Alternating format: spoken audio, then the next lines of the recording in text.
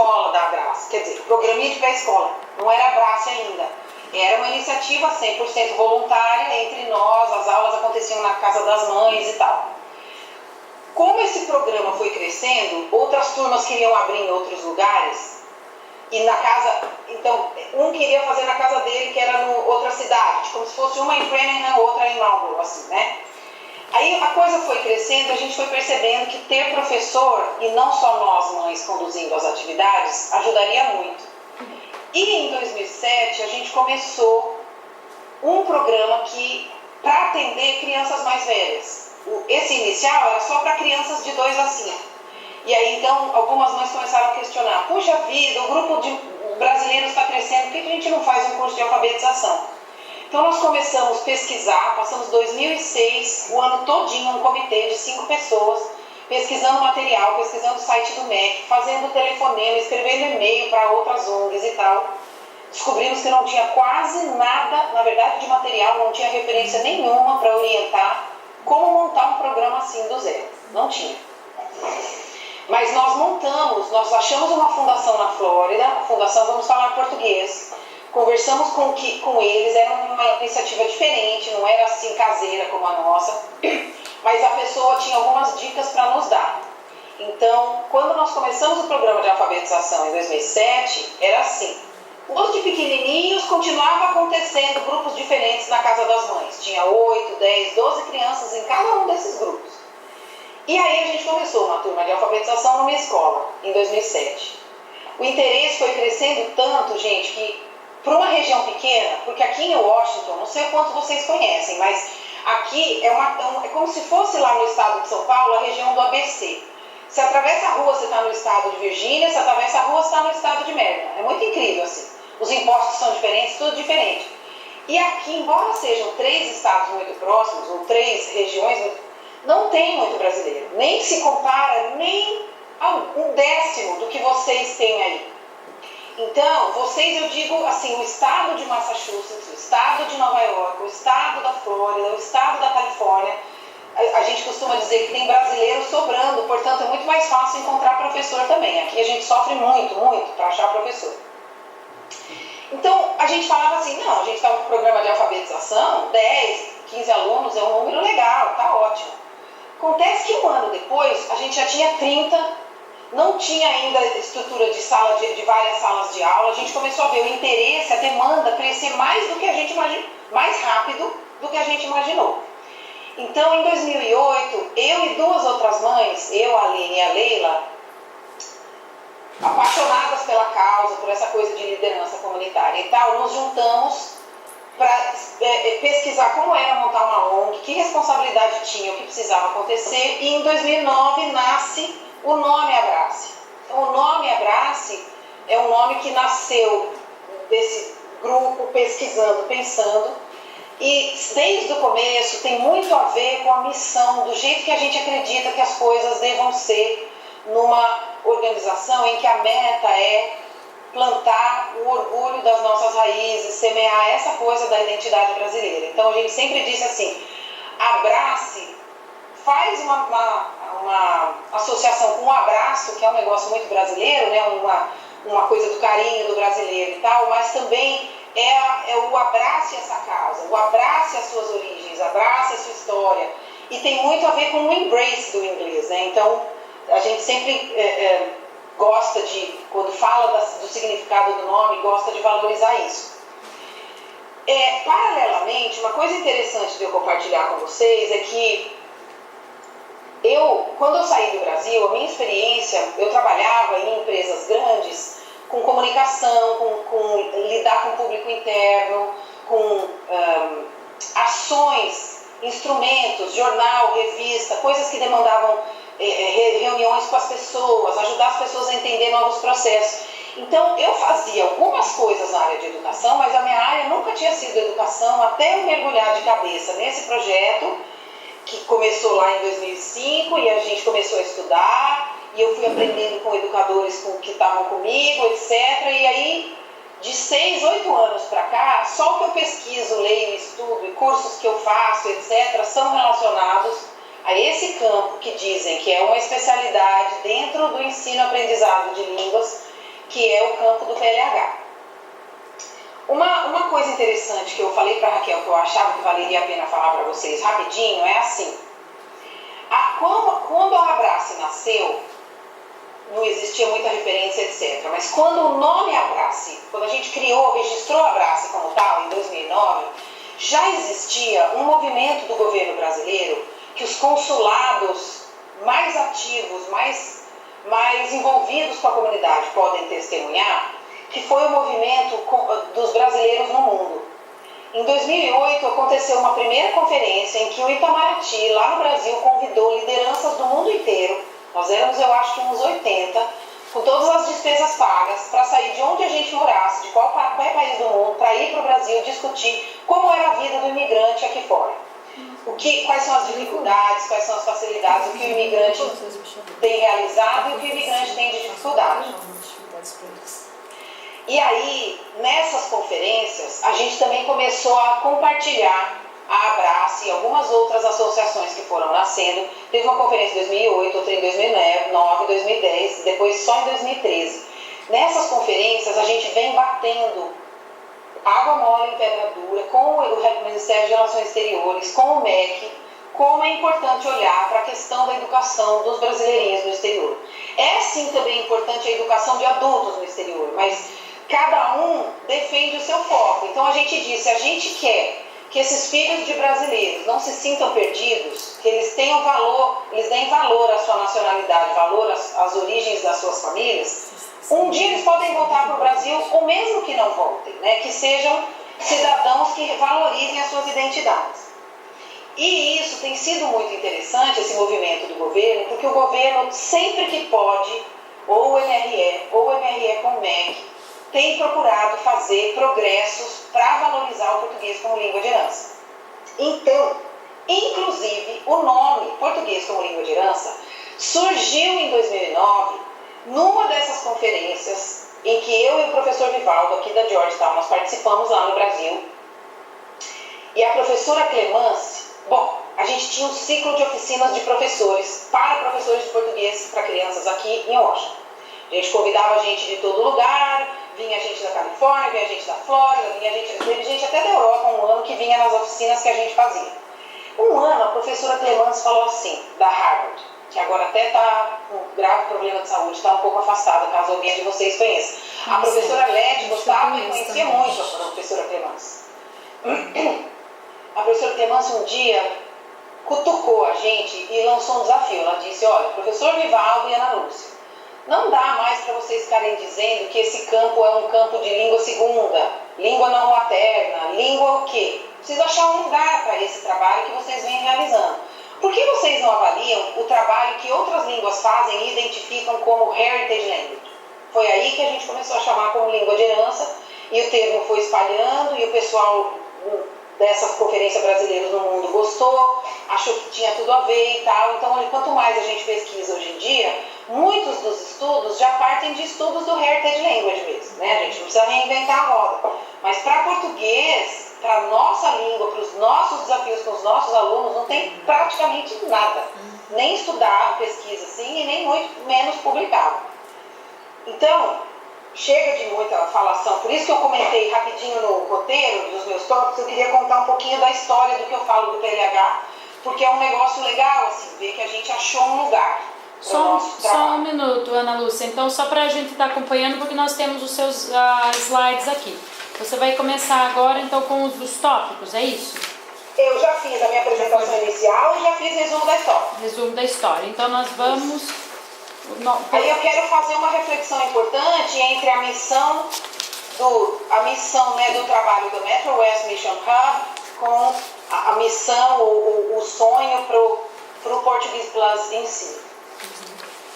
Uma coisa que eu comentei bastante com a Raquel esses dias é que, para mim, quando eu olho o trabalho de vocês, eu não vejo o trabalho da professora Marta desconectado do trabalho da professora Selma, desconectado do trabalho da Eliane. Para mim, é como se vocês não são cômodos de uma casa isolados, vocês são parte de um todo.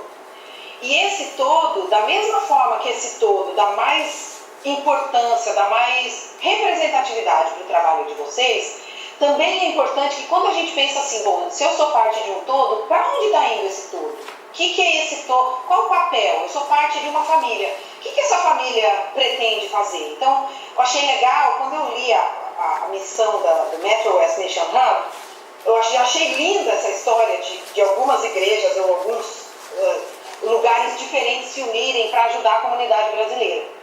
Mas achei também muito interessante que diz, eu estou lendo aqui no meu slide, que é o slide que vocês têm, né? The Metro West Mission Hub will initially focus on providing linguistic and cultural programs to facilitate better communication, providing internet for adults, and Portuguese language and culture instruction for children. Daí fala nas duas cidades. Achei muito legal que isso já está claro aqui, que é língua e é cultura, né? Achei isso, sinceramente, na minha opinião, é um avanço. Eu não sei quando isso aqui foi feito, mas infelizmente a gente vê muito lugar por aí que fala da língua como se só a língua bastasse, né? E nunca é assim. Então, rapidinho, só para vocês terem uma ideia, quer dizer, rapidinho para mim, né? Porque eu tenho que mudar o slide aqui. O próximo slide é o que mostra a missão e a visão da Abraço de uma forma resumida. A gente suou demais da conta para chegar numa visão que refletisse a missão. Então, a missão diz, né, que a gente existe para proporcionar integração cultural e social e um senso de comunidade entre os brasileiros, porque brasileiro é um dos poucos imigrantes, bom, dos latinos, o brasileiro é o que mais está distante entre si. Os latinos são muito unidos de forma geral, às vezes para mudar leis, às vezes para fazer projetos, para provocar coisas. Infelizmente o brasileiro tem fama por aqui e ali de ser um povo mais na dele, que fica mais, não sei se é egoísta, mas que fica mais na sua. Então a gente quer, aqui a gente batalha muito para criar esse senso de comunidade. Não é só chegar, largar filho na aula e ir embora. Nós vamos falar disso depois.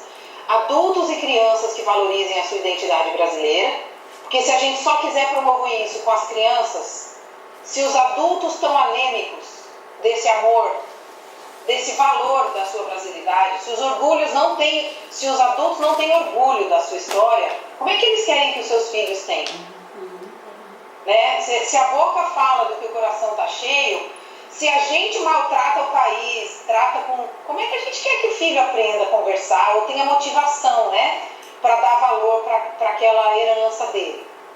E um enfoque na transmissão, ensino da cultura brasileira e o aprendizado da língua, de maneira a promover que esse aluno, essa criança, qualquer idade que ela tem um nível de independência e autoconfiança para se comunicar na língua. Então a gente diz, né, o papel essencial não é ficar só ensinando gramática ou só ensinando as coisas como se só o professor precisasse lá para frente da sala de aula, falasse e a aula fosse só isso. Não, mas também tem alguns elementos de gramática ou de construção de frases ou de dar uma base para as crianças conseguirem se comunicar, para elas sentirem que quando elas estiverem na situação X, tipo uma festa de aniversário, como é que se comporta, o que se fala, o que se pergunta, ou um casamento, ou uma festinha, uma brincadeira no parque, e por aí vai. Parece óbvio, mas é muito difícil isso, porque a gente só tem 2 horas, nós aqui na Abraço temos 2 horas, vocês aí também, e a maioria dos programas de PLH funcionam como nós, 2, como vocês aí e a gente aqui. Então, o que é possível fazer em 2 horas, né? Assim, como é que é possível a gente achar que a gente vai construir tudo que a criança traz como o PLH? A criança chega para nós com uma bagagem, ela não vem com uma linha vazia como se fosse uma língua estrangeira. A língua estrangeira, se nós estivéssemos hoje aqui falando, vamos ter a nossa primeira aula de chinês, a gente não sabe nada de chinês, tem que começar do zero, qual é o alfabeto, E o português não, a molecadinha, uns menos, outros mais, uns com muito desenvolvidos na fala, pouco desenvolvidos na leitura, outros quase nada na fala, mas alguma coisa eles trazem na malinha deles. Então, e só isso já dá uma característica para os nossos programas muito diferente. Então, a visão da Abrace, justamente para tentar atender esses 3 pontos, é ser reconhecida como uma organização que, através da participação e do envolvimento de pais, professores e crianças, inspira a comunidade a abraçar a sua identidade brasileira e utilizar esse patrimônio de forma ativa nas suas vidas. Utilizar mesmo, não só ficar, guardar no armário. Eu sei falar português, eu nasci no Brasil, eu fiz tal curso, guarda lá na prateleira, tranca e vai embora, né? Não é assim. Então, eu vou emendar com esse tópico que conceitos que são alicerces para programas de PLH. Quando a gente fala de envolver, eu acho que a próxima transparência é a do... A próxima que a gente tem aqui é a reflexão central. É a reflexão central, pois é.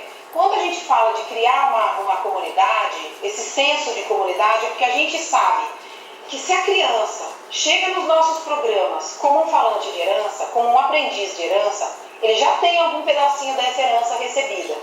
Portanto, a gente tem que lembrar que o trabalho com ele em sala de aula está ligado a como é a vida dele em português relacionado ao Brasil, fora da sala de aula. Como é que ele vive, se é que ele vive um pouquinho de Brasil de segunda a sexta? É muito? É pouco? Tem irmãos? Tem família no Brasil com quem conversa sempre? Tem alguma atividade que faça durante a semana, entre segunda e sexta, ou domingo, entre domingo e sexta?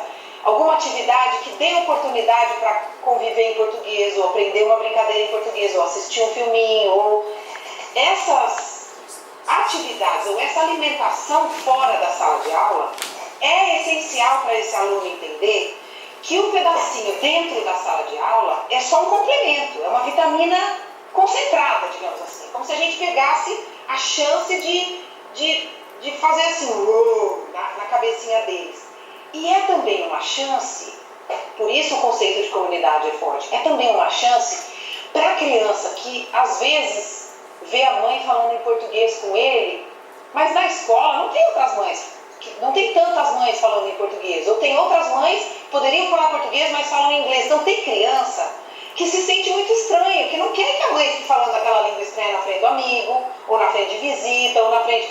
Quando chega no ambiente da escola, no caso nas aulas do Português Plus, ou nas aulas da Abrace, ali todo mundo é diferente igual. Todo mundo tem uma mãe meio doida que fala uma língua que a maioria do país não fala, uma mãe que beija, abraça e grudenta no filho, que acha que parabéns tem que cantar, bater palma e fazer muita bagunça. Porque eu brinco, a gente brinca, mas assim, o parabéns a você, pra mim é um dos maiores choques, gente. Lori, sorry, I have to share this.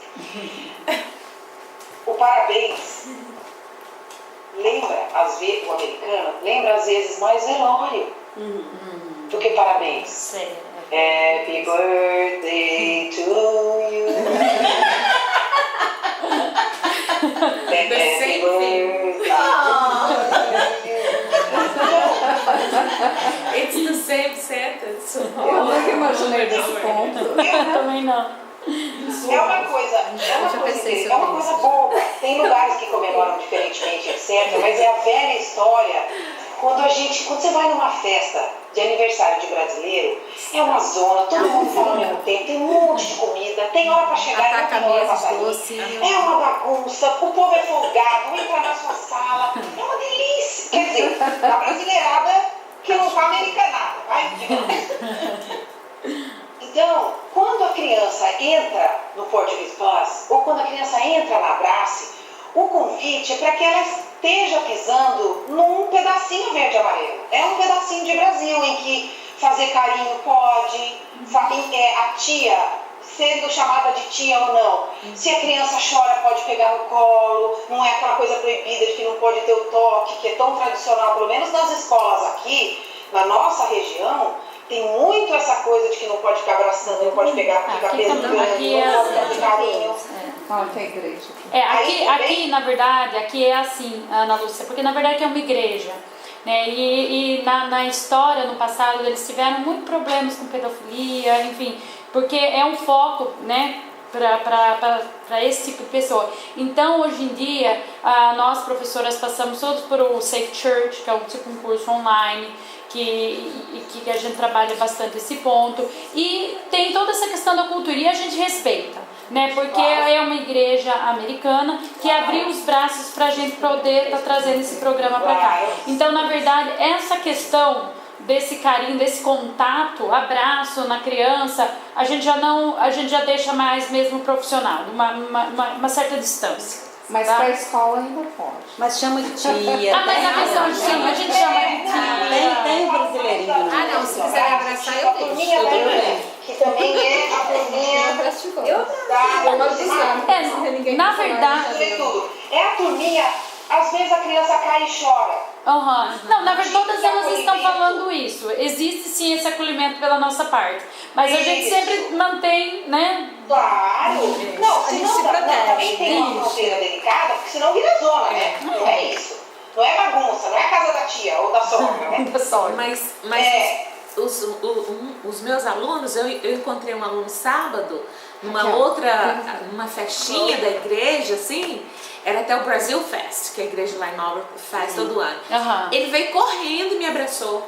Correndo e disse, Você abraçou ele, porque eu abraço. oh yeah, abraçou. Aí a gente não vai falar não. Exato, então A ele gente... sabe que pode, entendeu? Ele sabe que pode. Interessante isso, porque se essa é uma coisa familiar no ambiente em que ela vive, e se a criança visita o Brasil de vez em quando, eles sabem que no Brasil a dinâmica de contato social é outra. Então, eu sei de histórias familiares tristes de avós que se sentem totalmente excluídos da vida dos netos, ou primos que se sentem excluídos da família, porque se a criança que mora fora mora muito distante do jeito brasileiro de ser, quando os avós visitam, ou quando algum familiar visita, a criança é super distante, não sabe transitar de uma cultura para outra ou de um mundo para o outro. Porque esse é o benefício dos nossos alunos e dos nossos filhos. Saberem que tem culturas que têm diferenças, que hora é hora de me comportar de que jeito, aqui isso se aplica, aqui isso não se aplica. Por isso a gente brinca que eles vão ser cidadãos do mundo, né? Que já podem crescer com a possibilidade de entender essas diferenças e algumas coisas assim, isso é apropriado, isso não. Mas não é só apropriado, há coisas que são esperadas. Por exemplo, no Brasil, para cumprimentar, você chega na casa de alguém, tem que ter beijo e abraço. Não importa a idade. E aí, tem crianças que também, se vivem aqui muito isoladas, quando chegam lá, sentem como se estivessem num país ET. Tem criança que não se adapta. Tem criança realmente que já tem uma relação com o Brasil de total estrangeirismo. Então eu digo assim, não dá pra gente criticar, dizer essa família errou, aquela família acertou, não existe receita. Os nossos programas existem para ajudar as famílias a pensarem nessa questão como um todo de uma forma de longo prazo e de uma forma séria. Quando você muda para um lugar novo, todo mundo pensa, aonde eu vou morar? É perto do meu trabalho? Tem condução? Onde tem escola boa, tem escola ruim? A questão da estratégia, da política linguística, tem que ser discutida também com seriedade em casamentos multilingües, multiculturais. Pode até acabar casamento. Muitas vezes, infelizmente, a gente vê absurdos de falta de entendimento, de falta de sintonia, de falta de tanta coisa. Então, essa reflexão central é uma pergunta que eu achei num livro sensacional. Depois até tem umas biografias, eu esqueci de te perguntar isso, Raquel, tem umas biografias legais que eu tenho, algumas coisas são em inglês, algumas delas eu usei nesse PowerPoint, depois eu posso te mandar, você passa para elas. Tá joia. E essa reflexão é num capítulo em que as autoras do livro falam justamente sobre identidade. Então, a pergunta-chave que nós precisamos fazer quando olhamos nossos alunos, pensando nas famílias deles, mas também podemos fazer essa pergunta discretamente, convidar as famílias dos nossos alunos a ir pensando sobre isso. Como as famílias dos falantes de herança enxergam a si mesmas? O que elas almejam? Como elas se veem? Será que elas se veem como multicultural? Ou será que elas se veem assim? Não, eu sou aqui na minha família nós somos tudo americano. Português é só um pedacinho da minha história do passado, não tem nada a ver com o meu presente. Pode ter família que se enxergue assim. Outras famílias podem achar, não. Na minha aqui, por exemplo, que meu marido também é americano, para nós sempre foi muito claro, cada um valoriza, incentiva e vive aquilo que é significativo para si. Eu não sei falar inglês com meus filhos. Eu não sei, eu já vim velha para os Estados Unidos, eu fui ser mãe só aqui pela primeira vez, eu só sei ser mãe em português. Então ninguém pode dizer, não, você está certo ou você está errado e falar assim, falar assado. O filho é meu, eu tenho que escolher o que é confortável para a minha família. Muitas famílias não param para pensar sobre isso antes de ter filho. Ou, pior, depois que os filhos já estão numa idade difícil de integrar com a cultura brasileira, difícil de integrar com familiares no Brasil. Então, essa reflexão, como vai ser a vivência e a transmissão da herança linguística, herança cultural na minha família? É uma reflexão que toda família precisaria fazer. E isso, gente, se um dia vocês combinarem um bate-papo com pais de alunos, vamos supor que vocês, sei lá, convidaram para um bate-papo, ou convidaram alguém aí para dar uma palestra, ou resolveram fazer uma reuniãozinha para conversar com as famílias dos alunos de vocês. Essa é uma pergunta que normalmente as pessoas se impressionam de fazer, porque todo mundo responde assim, ó, não, falar português é importante. Não, eu não estou perguntando se você acha que é importante, eu estou perguntando como é que é na sua família o plano para passar o português, a cultura brasileira para os filhos. Porque senão, eu estava dizendo para a Raquel, infelizmente, tem gente que chega na Brace, aquele sacrifício, em pleno sábado de manhã, todo mundo já podia estar fazendo 1000 outras coisas, chega e larga a criança, chega falando inglês e vai buscar falando inglês. Vocês nunca ouviram falar disso, né? Aqui também. Sempre. Pois é. Então, tem muito isso disso. É uma coisa interessante, assim, sabe? É um pouco triste, mas também eu vejo da seguinte maneira. A gente tem que ajudar as famílias. Nosso papel como educador é pensar um pouco antes da sala de aula e um pouco depois da sala de aula. Por isso, eu queria que vocês olhassem agora, aí nas folhinhas que a Raquel imprimiu, o eixos do trabalho, a transparência do que eu chamo de eixos do trabalho, que é o tripé que eu falo. Ana Luciana, Peraí, tem uma professora aqui a falar. Fala, amor. O que você sugere para a gente lidar com os pais, para orientá-los eles a falarem mais português com as crianças? Porque isso acontece muito, os pais vêm buscar as crianças e aí tá falando, let's go, you have a football, you're gonna go see your grandma. How was this? E aí a gente fica assim olhando e fala assim, mas escuta, ele tá acabando de sair da aula de português, não dá para continuar isso, o processo, porque não é só que isso, não será só em 2 horas. Exato. E pra gente também é difícil, porque nós nos vemos falando inglês constantemente, então quando a gente está com as amigas, a gente mistura português e inglês, mas tudo bem. Mas ali, com a criança, a gente só quer o português, né? E como que a gente faz isso? Seria interessante oferecer aos pais cursos como esse que você está fazendo agora com a gente, para a visão deles se ampliarem mais?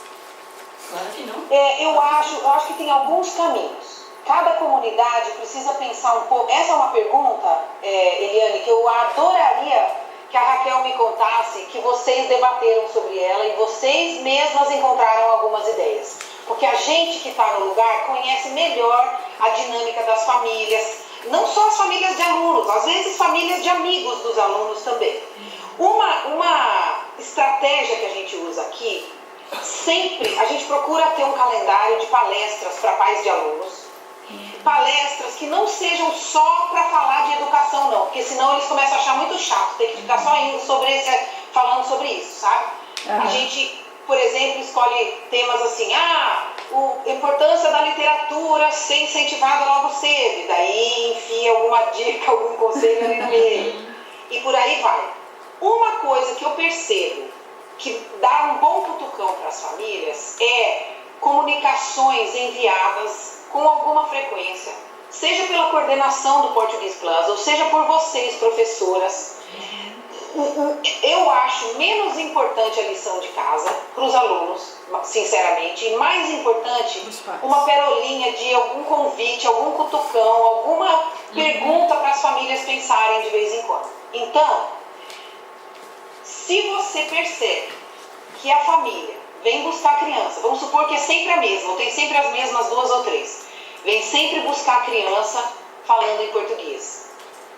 Veja se cabe uma puxadinha de lado com essa família, um dia, um outro dia, uma conversa para conversar. Você começa assim, ó. Então, você tem reparado se o seu filho ou a sua filha estava conversando mais em português depois das aulas? Ou, você reparou o progresso do seu filho e tal?